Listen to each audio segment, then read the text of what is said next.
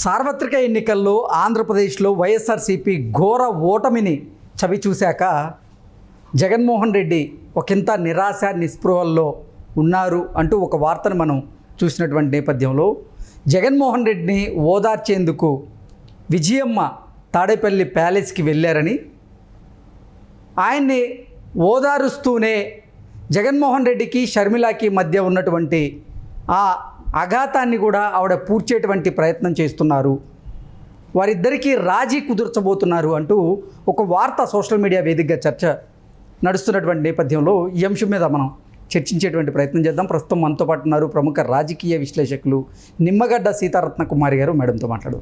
Madam నమస్తే. Madam నమస్తే అమ్మా. ఆంధ్రప్రదేశ్లో వైఎస్ఆర్సీపీ ఘోరంగా ఓడిపోయింది.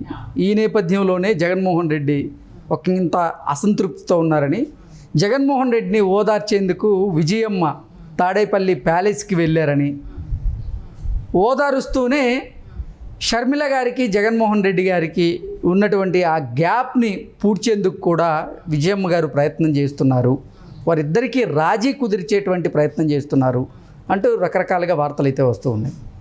వీటి మీద మీ విశ్లేషణ ఏంటి మేడం? అంటే మీరు ఒకంత అసంతృప్తిగా అన్నారు. ఒకంత కాదమ్మా, కొండంత అసంతృప్తి ఉండడానికి అవకాశం ఉంది. ఇంకొకటి ఏంటంటే, ఇంతవరకు జగన్మోహన్ రెడ్డి గారు అధికారంలోకి రావడానికి చాలా ఓదార్పు యాత్ర చేసిన జగన్మోహన్ రెడ్డి గారికి తల్లి ఓదార్పు అవసరం ఈ రోజున రాష్ట్ర ప్రజలు జగన్మోహన్ రెడ్డికి ఇచ్చారు. అంటే సిచ్యుయేషన్ అట్లా వచ్చింది. అంటే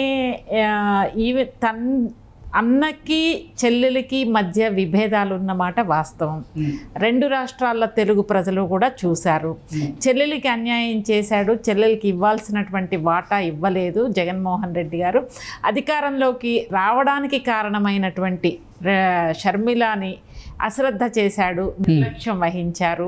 దాని ఫలితంగానే ఆమెకి రావాల్సిన ఆస్తులో వాటాలు రాకపోవడం, అధికారంలో కూడా ఎక్కడ ఆమెని తీసుకోకుండా సైడ్ చేయడము, వెరసి కుటుంబంలోనున్నటువంటి విభేదాలు తారాస్థాయికి చేరినటువంటి విషయం అందరం చూసాం. ఈ స్థితిలో షర్మిల గారు బయటికి రావడం అసంతృప్తితోటి, తెలంగాణలో పార్టీ పెట్టడం, తర్వాత మళ్ళీ ఆంధ్రాలోకి రావడం, ఆంధ్రాలోకి వచ్చిన తర్వాత అన్న వదిలిన బాణం అన్న మీదే చాలా బాణాలు వేసినటువంటి షర్మిల. ఇన్ని బాణాలు అంటే జగన్మోహన్ రెడ్డి గారిని, ఆయన ప్రభుత్వాన్ని పొలిటికల్ పార్టీస్ క్రిటిసైజ్ చేయడం సర్వసాధారణం. అది జనసేన కావచ్చు, టీడీపీ కావచ్చు, బీజేపీ కావచ్చు. డెఫినెట్గా వాళ్ళు రాజకీయ విమర్శలు అనేవి చేస్తారు.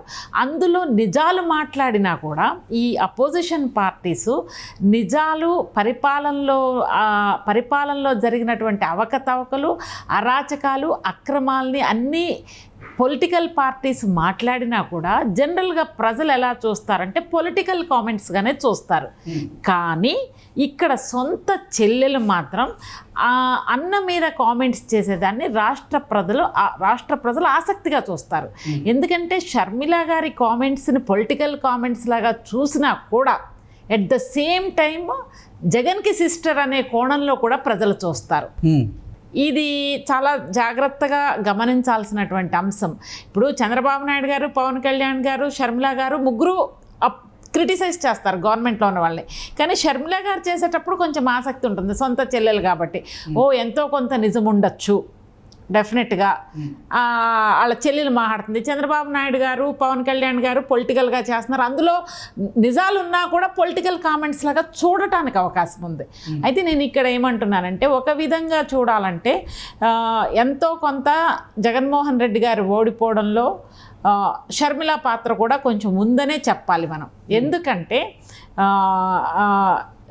లాస్ట్ మూమెంట్లో విజయమ్మ గారు ఒక వీడియో రిలీజ్ చేశారు. ఆ వీడియోలో కూతురికి సపోర్ట్ చేయమని ఆవిడ చాలా స్పష్టంగా చెప్పారు. అంటే ఆమె ఎవరి వైపున ఉన్నది అనేది చెప్పకనే చెప్పారు. అక్కడ ఆపోజిట్లో తన కన్న కొడుకే ఉన్నాడు, ఒక పక్క కన్న కూతురు. అయితే ఆమెకున్న పరిస్థితులను బట్టి కూతురికి అన్యాయం జరిగింది, కూతురికి దక్కాల్సినవి దక్కలేదు, ఫైట్ చేస్తుంది, తెలంగాణలో వదిలేసి వచ్చింది, ఇక్కడ ఒక అవకాశం వచ్చింది, ఈ టైంలో నేను కూతురు పక్కన ఉండాలి, దానికి ఆపోజిట్ ఎలాగో అవినాష్ రెడ్డి అలిగేషన్స్ ఉన్నాయి వివేకానంద రెడ్డి గారిని చంపారని.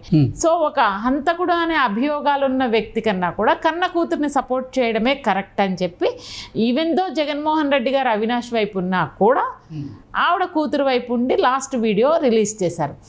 అది అకస్మాత్తుగా రాష్ట్ర ప్రజలకు కూడా ఒక సందేశంలాగా వెళ్ళిపోయింది. అంటే సొంత తల్లి కూడా కొడుకుని సపోర్ట్ చేయడం లేదు, కూతుర్నే సపోర్ట్ చేస్తున్నారు అనేది ఒక మెసేజ్ కూడా వెళ్ళింది. ఇక్కడ ఇప్పుడు ఆవిడ జగన్మోహన్ రెడ్డి గారికి ఘోర అవమానం పడేలాగా రిజల్ట్స్ ఇచ్చారు ఆంధ్రప్రదేశ్ ప్రజలు. ఇది మామూలు అవమానం కాదు. కనీసం ప్రతిపక్ష హోదా కూడా ఇవ్వని స్థితికి రాష్ట్ర ప్రజలు తీసుకొచ్చారు. అది డెఫినెట్గా he has to introspect. Jaganmohan Reddy గారు ఏం జరిగింది అనేది ఆత్మపరిశీలన చేసుకోవాలి. ఇటువంటి సందర్భంలో విజయమ్మ గారు ఎంతైనా కొడుకు, ఎన్ని తప్పులు చేసినా కూడా, ఎంత ఇబ్బందులు ఉన్నా కూడా, ఎన్ని అభిప్రాయ భేదాలు ఉన్నా కూడా తల్లికి కొడుకే, కొడుక్కి తల్లే. ఆ రిలేషన్ ఎప్పుడూ ఈవెన్ తాత్కాలికంగా ఏమన్నా ఇష్యూస్ ప్రాబ్లమ్స్ ఉన్నా కూడా తల్లికి ఎప్పుడు కొడుకు మీద ఉంటుంది, తండ్రికి ఎప్పుడు కూతురు మీద ఉంటుంది. ఇది జనరల్గా ఫినామినా, జనరల్గా జరిగేది. ఇటువంటి సందర్భంలో ఆవిడ వెళ్ళడం పెద్ద ఆశ్చర్యకరమేం కాదు. తాడేపల్లికి వెళ్ళడం అనేది పెద్ద ఆశ్చర్యకరమైన విషయం ఏం కాదు కొడుకు దగ్గరికి వెళ్తే. ఎందుకంటే కష్టాల్లో ఉన్నాడు, ఓడిపోయాడు, ఘోరంగా ఓడిపోయాడు. సో ఖచ్చితంగా వెళ్ళాలి అని చెప్పేసి ఆవిడ వెళ్ళుంటారు. వెళ్ళి ఓదార్చడానికే వెళ్ళుంటారు. కానీ జగన్మోహన్ రెడ్డి గారి యాటిట్యూడ్ కానీ, మనస్తత్వం కానీ, అసలు ఆయన మానసిక పరిస్థితి ఏ విధంగా ఉంది ఇప్పుడు ఓడిపోయిన తర్వాత. అంటే ఓడిపోవడం ఒక ఎత్తు కృష్ణ, ఘోరంగా ఓడిపోవడం ఒక ఎత్తు. ప్రతిపక్ష హోదా లేకుండా డైజెస్ట్ చేసుకోవడమే చాలా కష్టం. అది కూడా జగన్మోహన్ రెడ్డి గారు లాంటి నాయకుడికి సో వెరీ డిఫికల్ట్. ఆయన వచ్చేస్తాను అనుకున్నాడు. పోనీ ఎక్కడో కొద్దిగా డౌట్ ఉన్నా కూడా బలమైన ప్రతిపక్షంగా ఉంటానని అనుకుని ఉండొచ్చు. దెర్ ఆర్ గెలుపు ఓటములు సర్వసాధారణం, ఈక్వల్గా తీసుకోవాలి. అంత స్థాయి మెచ్యూరిటీ జగన్మోహన్ రెడ్డి గారికి ఉందని నేనైతే అనుకోవడం లేదు. మీరు గెలిచినప్పుడు ఎంత హ్యాపీగా ఉంటారో, ఓడిపోయినప్పుడు కూడా you have to accept the reality. ఇది ప్రజలు తీర్పు ఇస్తారు, దానికి అనుగుణంగానే మనం రియాక్ట్ అవ్వాలి. జగన్మోహన్ రెడ్డి గారు నాకు తెలిసి చాలా మీరన్నట్టు మీ ఇనీషియల్ రిమార్క్స్లో నిరాశ నిస్పృహలతోటి ఉండుండొచ్చు. ఎందుకంటే ఊహించనటువంటి ఘోర పరాజయం. తల్లి వస్తే ఏ విధంగా రియాక్ట్ అవుతారు అంటే, నువ్వు చెల్లి కూడా ఒక విధమైన కారణము అనే ఒక కోపోద్రిక్తుడవుతాడా? ఎందుకంటే ఆయనకి చాలా కోపం ఎక్కువ, కంట్రోల్ ఉండదు. ఈవెన్ రాజశేఖర్ రెడ్డి గారు ఉన్నప్పుడు కూడా ఇంటర్నల్గా ఇష్యూస్ అయినాయి అనేది బయట రూమర్స్, మనకు తెలియదు. It's very difficult to control him అన్నట్టుగా. ఇటువంటి సిచ్యువేషన్లో మళ్ళీ తల్లికి అవమానం జరుగుతుందా, లేకపోతే తల్లి దగ్గర సేద తీరుతాడా అనేది క్వశ్చన్ మార్క్. సో డెఫినెట్గా చెల్లెలతోటి రాజీ పడతామంటే ఈ స్టేజ్లో రాజీ పడితే కనుక, పొలిటికల్గా రాజీ పడితే కనుక షర్మిలమ్మ గారి రాజకీయ భవిష్యత్తు భూస్థాపితమే. ఓకే, అంటే అసలు ఎన్నికల ప్రచారంలో భాగంగా జగన్మోహన్ రెడ్డి గారిని ఉద్దేశించి షర్మిల గారు కొన్ని పదజాలంతో విమర్శలు చేసినటువంటి నేపథ్యంలో ఇప్పుడు అసలు రాజీ కుదుర్చుకునే దిశగా అడుగులు పడతాయా? డౌట్. అదే అంటున్నా, $1 million క్వశ్చన్. రాజీ పడింది అనుకోండి అన్నతోటి, పడచ్చు, తప్పేం లేదు. కానీ మళ్ళీ పొలిటికల్గా బయటకు వస్తే కనుక ఆమెకు ఆ రేంజ్లో ఇదైతే ఆ రేంజ్లో అయితే ఇది అన్నా చెల్లెళ్ళు కలిసి నాటకం ఆడుతున్నారనే ఒక మెసేజ్ బయటకు వెళ్తుంది. Okay madam, thank you so much. Okay.